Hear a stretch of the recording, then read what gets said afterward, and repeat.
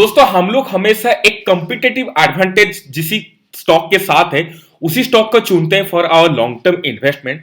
तो आज मैं जो स्टॉक के ऊपर बात करूंगा container corporation of India limited, वहां पे हम लोग दिखेंगे कि एक्चुअली में इस कंपनी के साथ क्या कॉम्पिटिटिव एडवांटेज है, और यहां पे हम लोग टेक्निकल एनालिसिस के साथ भी चेक करेंगे इसका आगे का क्या विजन होने वाला है, क्या हम लोग का प्रेडिक्शन होने वाला है, और यहां पे हम लोग का किस हिसाब से एक्सपेक्टेशन रखनी चाहिए। क्या ये लॉन्ग टर्म प्रोस्पेक्ट में साइज में है, और यह अगर है तो कितना तक इसका टारगेट हो सकता है फॉर द लॉन्ग टर्म।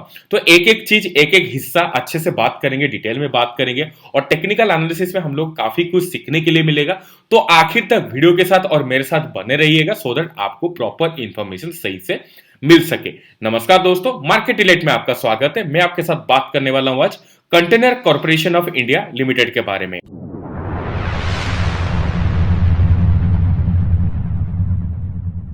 तो सबसे पहले यहां पे जैसे कि आप लोग को पता है कि ये गवर्नमेंट ऑफ इंडिया जो इंडियन रेलवे का सबसे ज्यादा हिस्सा इसी कंपनी में है, 54.8% का आसपास का। और यहां पे ये मार्केट लीडर है, खाली इंडियन रेलवे के साथ नहीं, इसका जो बिजनेस है आपका पोर्ट में भी चलता है, आपका एयर कार्गो में भी चलता है, आपका शिपिंग में भी चलता है। तो यहां पे जब भी 51 से ज्यादा परसेंटेज का इसका मार्केट शेयर हो जाता है तो यहां पे आप लोग समझ सकते हो कि एक हिसाब से आप लोग का जो मार्केट लीडिंग एक आप लोग बोल सकते हो कि उसका कॉम्पिटिटिव एडवांटेज आ सकता है।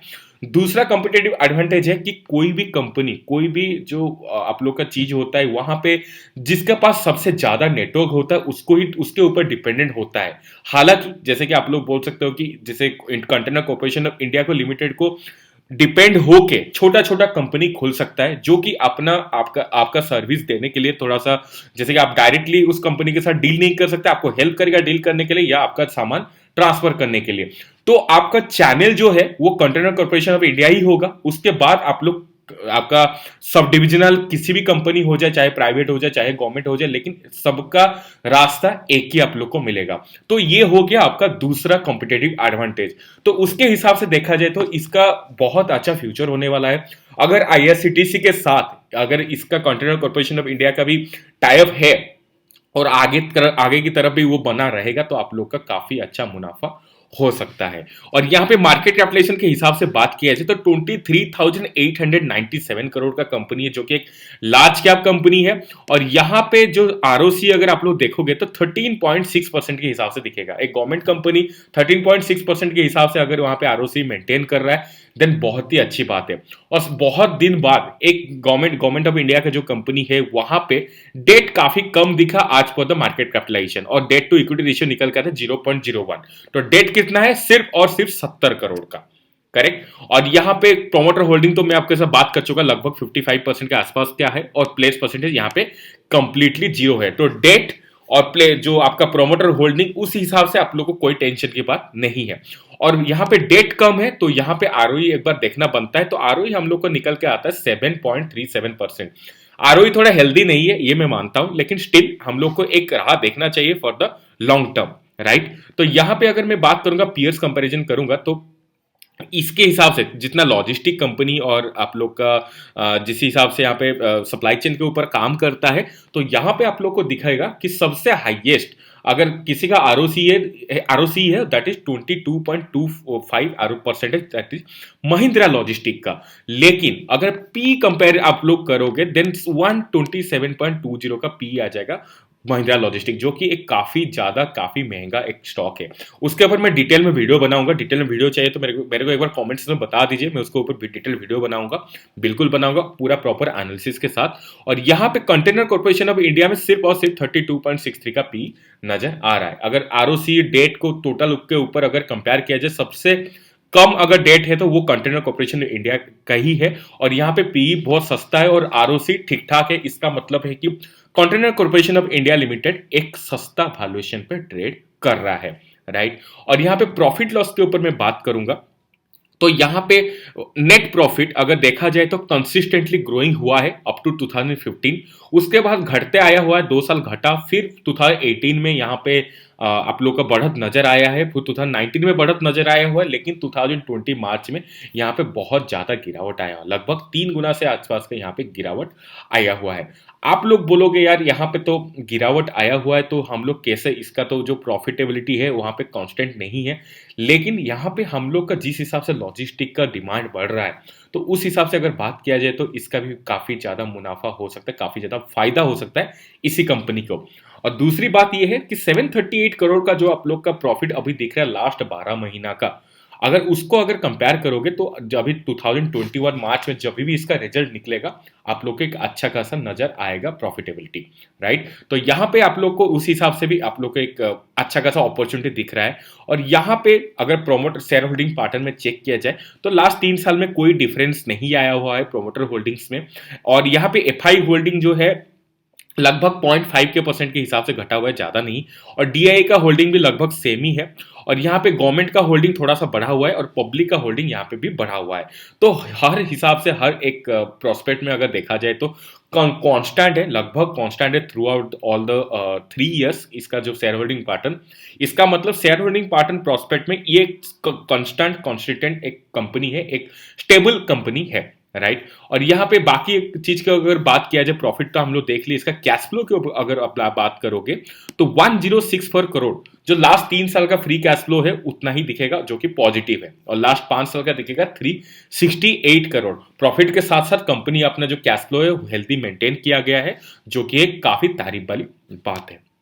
तो फंडामेंटली और फिनेंशियली आप लोग एक वेरी स्ट्रॉन्ग कंपनी देखने के लिए मिलेगा। थोड़ा सा आरओई में अगर कॉन्सेंट्रेट किया जाए तो यहाँ पे काफी अच्छा बढ़त दिख सकता है इसी स्टॉक में, राइट। और यहाँ पे मैं टेक्निकल एनालिसिस पे आता हूँ, तो यहाँ पे आप लोग को दिखेगा एक जो पैटर्न है, आप लोग को लंबा कंसोलिडेशन दिख रहा होगा। लेकिन इस जो कंसोलिडेशन हो रहा है टुवर्ड्स अप हो रहा है, राइट। यहाँ पे जब हम लोग कैंडलस्टिक में देखेंगे तो हम लोग को दिखेगा कि ये टुवर्ड्स अप हो रहा है कंसोलिडेशन।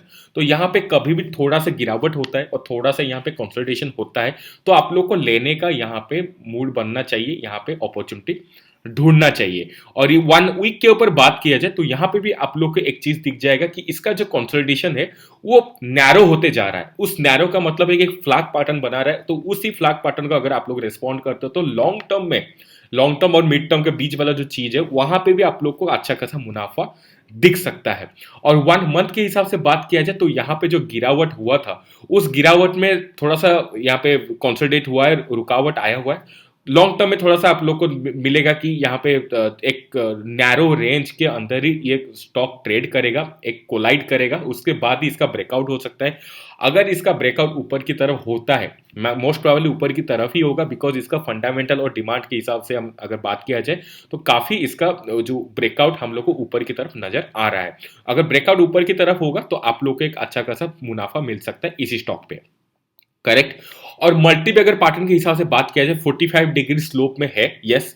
और यहाँ पे जैसे बना था आप लोग का, अगर देखा जाए कि 203 के आसपास 2012 में जिस हिसाब से यहाँ पे रिवर्स ट्रायंगल बना हुआ था, हालांकि शार्पनेस उसमें नहीं था, उसके लगभग आसपास का यहाँ पे रिवर्स ट्रायंगल बन रहा है।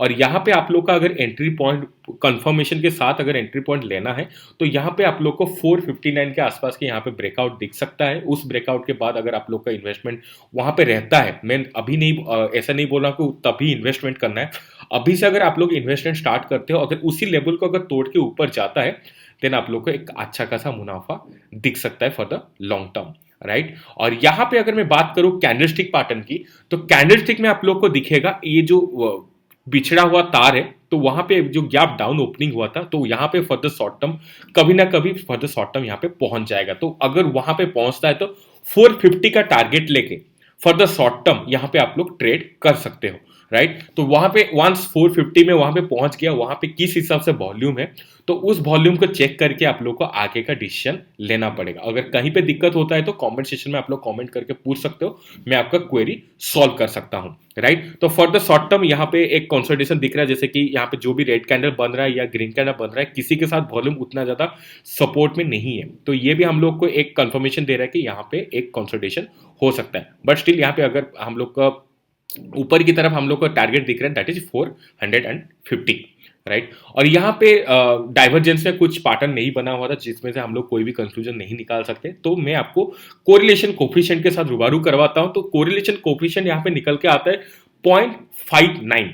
तो 0.59 का जो कोरिलेशन कोफिशिएंट आपको नजर में जो आएगा, यहाँ पे आप लोगों को दिखेगा कि निफ्टी किसी तरह भी मूवमेंट करे, यहाँ पे थोड़ा सा फर्क तो पड़ने वाला है container corporation of India limited के ऊपर। तो यहाँ पे जब भी आप लोग काम करोगे तो यहाँ इसको थोड़ा ध्यान में रख के करना, जो जिस हिसाब से निफ्टी मूवमेंट करता है थोड़ा सा इसको नज़र में रख के आप लोग को ट्रेड प्लानिंग करनी है। अगर इन्वेस्टमेंट प्लानिंग करते हो तो उतना ज़्यादा फर्क नहीं पड़ सकता है, बिकॉज वहाँ पे 0.5 में से अगर नीचे भी आ जाएगा तो उसको कोई फर्क नहीं पड़ने वाला, निफ्टी किसी डायरेक्शन में जा रहा है या किसी डायरेक्शन में ये काम कर रहा है, राइट। और हम लोग का जो आखिर में हम लोग देखते हैं, जो कि हम लोग को एक कंक्लूजन पे लाने के लिए काफ़ी हेल्प करता है, हाइकिनेसिस एंड स्टोकेस्टिक आरएसआई में। तो उसके हिसाब से अगर आप लोग देखोगे तो यहाँ पे बाइंग सिग्नल तो मिला हुआ है, यस, लेकिन उतना ज़्यादा अच्छा खासा मिला नहीं हुआ है, बिकॉज इसका जो रेंज है वो आपका रेंज के मतलब जो आपका जो वॉल्यूम स्टोकेस्टिक आरएसआई का जो चार्ट है वो आप लोग का रेंज के अंदर ही आया हुआ है। तो यहाँ पे 2 ग्रीन कैंडल बना हुआ है, ये तो मैं मानता हूँ, लेकिन स्टिल यहाँ पे उतना ज़्यादा पिकअप लेने के लिए यहाँ पे जो आप लोग बोल सकते हो कि जिस हिसाब से इंटेंसिटी होना चाहिए उस इंटेंसिटी को ग्राफ नहीं किया है। और 1 वीक के हिसाब से बात किया जाए तो यहाँ पे आप लोग को गिरावट नजर आएगा, ओके। तो यहाँ पे अगर गिरावट आएगा तो यहाँ पे बहुत अच्छा खासा गिर भी सकता है फॉर द मीडियम टर्म, लेकिन 5813 कुछ अलग शो कर रहा था। बट मैं आपको सलाह दूंगा कि आपको शॉर्ट टर्म में जिसमें कंफर्मेशन आ रहा है, लेट से हम लोग को शॉर्ट टर्म में कोई भी चीज कंफर्मेशन आ रहा है तो शॉर्ट टर्म में ट्रेड करना है। अगर मीडियम टर्म में आप लोग को कंफ्यूजन कर रहा है, एक चार्ट एक बोल रहा है दूसरा चार्ट कुछ और बोल रहा है, देन आप लोग को वहां पे रुक जाना, वेट एंड वॉच करना ही ज्यादा सही रहेगा। और मंथ के ऊपर अगर बात किया जाए तो यहाँ पे ऑलरेडी बाइंग सिग्नल आ चुका था काफी टाइम पहले, जैसे कि जुलाई और जून और जुलाई में। फिर निफ्टी के गिरावट के कारण यहाँ पे क्या हुआ है आप लोग को नजर में आया हुआ है। अभी भी एक जो ग्रीन कैंडल दिखा रहा है, बट स्टिल यहाँ पे जो कैंडल्स है काफी छोटा है और इसका जो रेंज है उसका जो स्टॉकेस्टिक एवरेज है वो रेंज के अंदर ही ट्रेड कर रहा है। तो यहाँ पे लॉन्ग टर्म इन्वेस्टमेंट के लिए बिल्कुल आप इस स्टॉक को ले सकते हैं, बट यहाँ पे आपको आज एसआईपी की तरह लेना ज्यादा अच्छा रहेगा। आपको मैं टर्म बता दिया हूँ, उस हिसाब से अगर आप लोग काम करोगे वॉल्यूम को लेके, देन आप लोग को एक अच्छा खासा टारगेट मिल सकता है। तो ये था कंटेनर कॉर्पोरेशन का एक फंडामेंटल एंड टेक्निकल एनालिसिस। कैसा लगा मेरे को एक बार कमेंट सेक्शन में जरूर बताना। कोई भी दिक्कत हो वो भी मेरे को पूछ सकते हो, राइट। तो मैं आपको डाउट क्लियर करने के लिए कोशिश करूंगा। और अच्छा लगा तो बॉस जरूर लाइक कर देना और सब्सक्राइब कर लेना चैनल को, सो दैट आपको हर तरफ का जो वीडियो है, हर तरफ का जो स्टॉक है उसका एनालिसिस मैं आपके सामने प्रेजेंट जब करूं तो आपके पास नोटिफिकेशन आ जाए। तो आपका अपना फैमिली का और अपना पोर्टफोलियो का ख्याल रखते रहिए। अगले वीडियो के लिए मेरे को इजाजत दीजिए। Thank you so much.